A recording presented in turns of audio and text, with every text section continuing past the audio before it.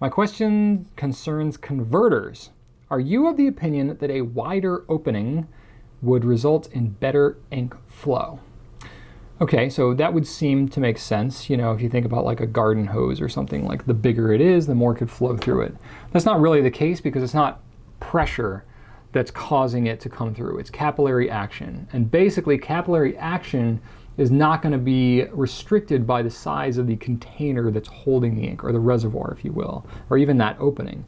Because essentially what you have is you have a feed on the back of that nib that's connected to the nib that is going up into the ink reservoir. And it's just this tiny little slit in that feed that's allowing the essentially water, ink is mostly water, to flow through that feed.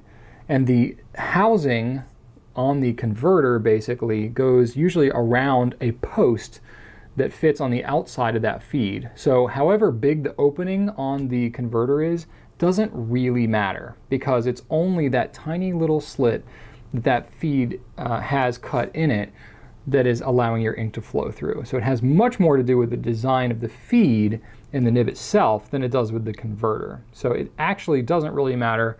The only time it really makes a difference is a converter like the Pilot Con 50, which actually is one of the wider mouth openings out there.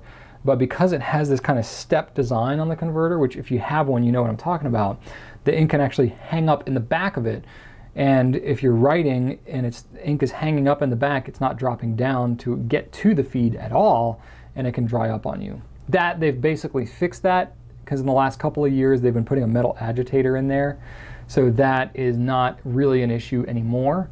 But it is somewhat of an explanation of how maybe the design of the converter could affect flow, but it has less to do with how, like, whether it's a dry or a wet flow. It's more about, like, is the ink getting to the back of that feed at all? So it's really more about the feed than the converter.